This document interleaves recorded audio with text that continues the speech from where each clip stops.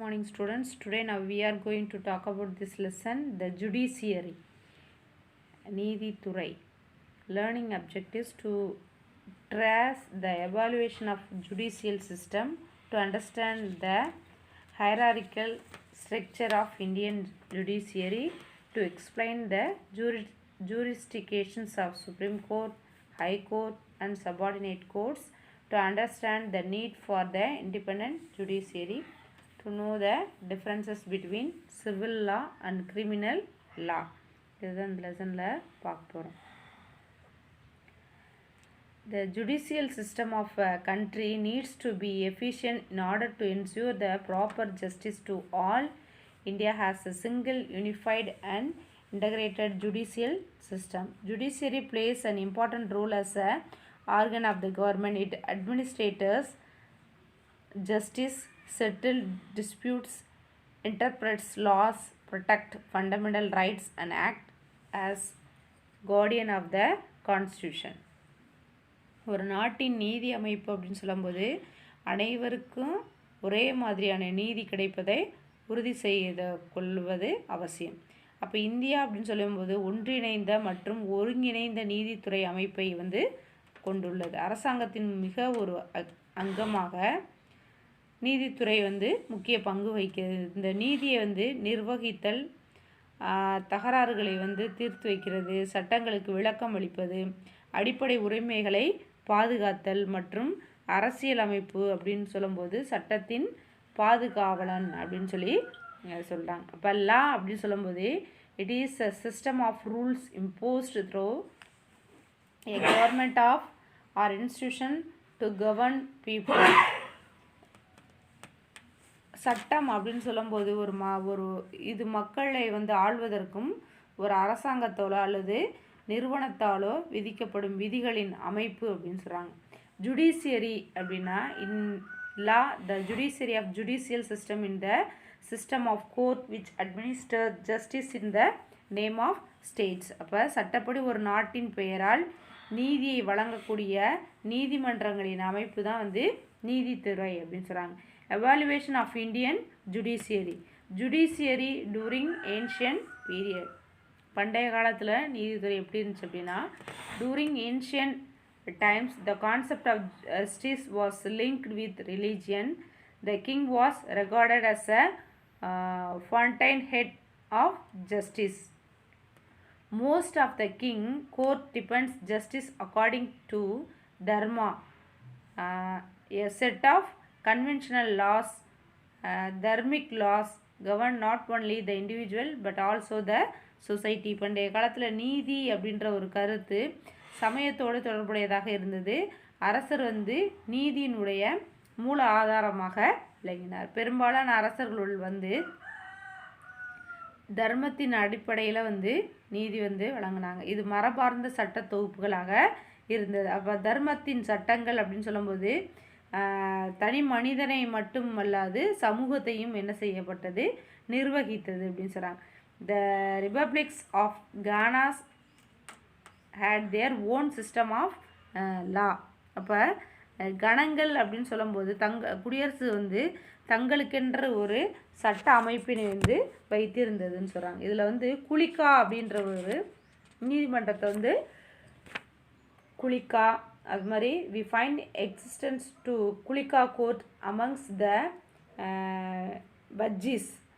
There was a board of 8 Kulikas for the investigations of criminal cases. Appeal proceeded from Kula court to Gana court. அதாவது குற்ற வழக்குகளை விசாரிக்கக்கூடிய 8 குலிக்காக்களை கொண்ட வாரியம் அப்படின்றது இருந்துச்சு. மேல்முறையீடான குல நீதிமன்றத்திலிருந்து கன நீதிமன்றங்கள் அப்படின்றது மேற்கொள்ளப்பட்டதுன்னு சொல்கிறாங்க. Judiciary during medieval period. இடைக்காலத்தில் இந்தியாவில் நீதித்துறை எப்படி இருந்துச்சு அப்படின்னா, the Tughlaq period saw the completion of a code of civil procedure. It was called the Fiqh-e-Firoz Shahi. The code prescribed details the procedure and the law in several matters. It was written in Arabic and was translated into Persian. This was followed till the region of Aurangzeb when it was replaced by uh, Batwai Alamkir, written in 1617.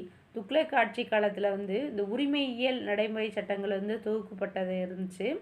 அதுக்கப்புறம் ஃபைகா ஃபிரோசாகி அப்படின்னு சொல்லி இது அழைக்கப்பட்டது. இந்த சட்டம் பல்வேறு விவகாரங்களில் சட்டம் நடைமுறை விவகாரங்கள்லையும் வழங்கப்பட்டது. இதை அரபு மொழியில் எழுதப்பட்டு பின்பு பார்த்திங்க அப்படின்னா பாரசீக மொழியில் வந்து இது மொழிபெயர்க்கப்பட்டது அப்படின்னு சொல்கிறாங்க. அதுக்கப்புறம் வந்து அவுரங்கசீப் காலத்தில் 1670 ஃபட்வா-இ ஆலம்கீர் அப்படின்ற ஒரு சட்ட தொகுப்பு வந்து மாற்றி அமைக்கப்பட்டது அப்படின்னு சொல்கிறாங்க. Next judiciary during modern period.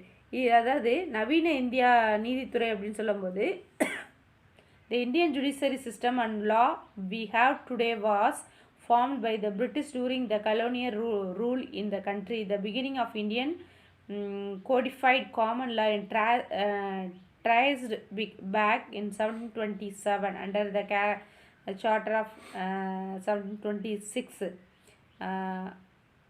Mayor's Court in Madras, Bombay and Calcutta were established by East Indian Company Regulating Act 1773.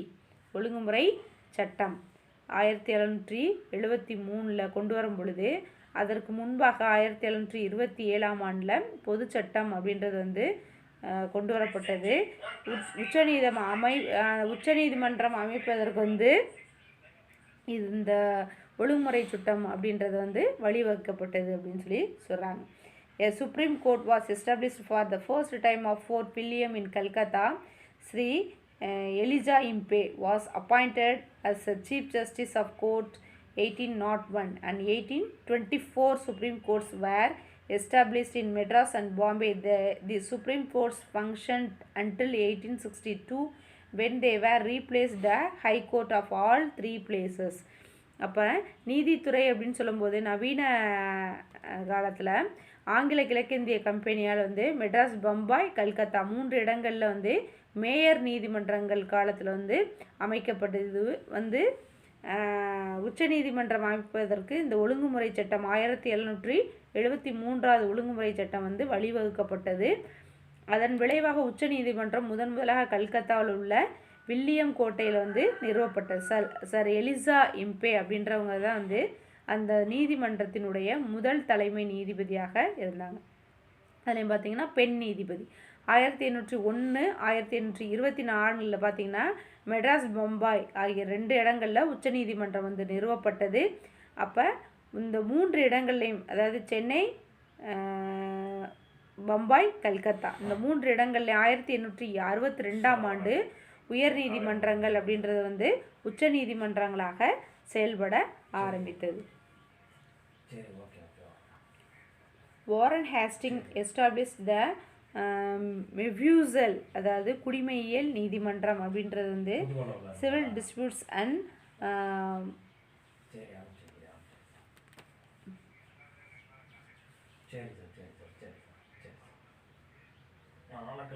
அப்போ சிவில் வழக்குகளை தீர்ப்பதற்காக ஊரக குடிமையியல் நீதிமன்றம், குற்றவியல் வழக்குகளை தீர்ப்பதற்காக இந்த மெவ்யூசில் அடல்ட் குற்றவியல் நீதிமன்றம் வாரன் ஹேஸ்டிங்ஸ் அதாவது இவர் வந்து ஏற்படுத்தினார் சொல்கிறாங்க. அப்போ இந்த மேல்முறையீடுகளை விசாரிப்பதற்காக பார்த்திங்க அப்படின்னா இந்த சதார் நிசாமத் அதாலத் அதாவது criminal court of appeal Lord Cornwallis recognised the civil and criminal judicial system under the Cornwallis the district Fozari court was abolished and circuit court was set up as Calcutta, Dhaka, Murshidabad and Patna. During the period, William Benning 4 circuits court were abolished. அப்போ இந்த பிரபு அதாவது Cornwallis பிரபு உரிமையியல் மற்றும் குற்றவியல் நீதிமுறைகளை மறுசீரமைத்தார். Cornwallis ஆட்சியில் வந்து மாவட்ட குற்றவியல் நீதிமன்றங்கள் நீக்கப்பட்டு கல்கத்தா, டாக்கா, முர்ஷிதாபாத், பாட்னா ஆகிய இடங்களில் மாகாண மேல்முறையீடு நீதிமன்றங்கள் அப்படின்றது வந்து அமைக்கப்பட்டது. வில்லியம் பென்டிங் ஆட்சி காலத்தில் 4 மாகாண மேல்முறையீடு நீதிமன்றங்கள் அப்படின்றது வந்து உருவாக்கப்பட்டது அப்படின்னு சொல்லி சொல்கிறாங்க. அதில் அந்த structure of court in India அப்படின்னு சொல்லும்போது இந்தியா நீதிமன்றங்கள் அமைப்பு அப்படின்னா சுப்ரீம் கோர்ட் ஆஃப் இந்தியா, அதுக்கப்புறம் ஹை கோர்ட், அதுக்கப்புறம் டிஸ்ட்ரிக்ட் கோர்ட், அதுக்கப்புறம் சபார்டினேட் கோர்ட்ஸ் அப்படின்ற வழிகளில் இந்தியாவில் வந்து நடைபெறுது. அப்போ இதில் உச்ச நீதிமன்றம் சொல்லும்போது its decision are pending on all courts, can transfer judge of high court, can move cases from any court itself, it transfer cases from one high court to another அப்படின்னு சொல்கிறாங்க. அப்போ இதன் முடிவுகள் அனைத்துமே நீதிமன்றங்களை கட்டுப்படுத்துகிறது. உயர் நீதிமன்ற நீதிபதிகளை இடமாற்றம் செய்யவும் எந்த ஒரு நீதிபதியின் வழக்குகளையும் தன்னோட கட்டுப்பாட்டிற்குள் கொண்டு வரக்கூடிய வழக்கமாக ஒரு உயர் நீதிமன்றத்திலிருந்து மற்றொரு நீதிமன்றத்திற்கு மாற்றலாம் அப்படின்னு சொல்கிறாங்க. அதே மாதிரி high court can here appeal from lower courts, can issue writs for restoring fundamental rights, can deal with cases with the jurisdictions of the state, exercise superintendence and control over court below. அப்போ கீழ் நீதிமன்றங்களிலிருந்து வரும் மேல்முறைகளை விசாரிக்கிறது, அடிப்படை உரிமைகளை பெறுவதற்காக நீதி பேராணைகளை வழங்கும் அதிகாரம், மாநிலத்தின் எல்லைகளுக்குள்ள வழக்குகளை வந்து விசாரிக்கக்கூடிய அதிகாரம், கீழ் நீதிமன்றங்களை கண்காணிக்கும் மற்றும் கட்டுப்படுத்தும் அதிகாரம் அப்படின்றலாம் வந்து ஹைகோர்ட் வந்து வச்சிருக்கு. இதுவரைக்கும் இருக்கட்டும், நெக்ஸ்ட் கிளாஸில் பார்க்கலாம்.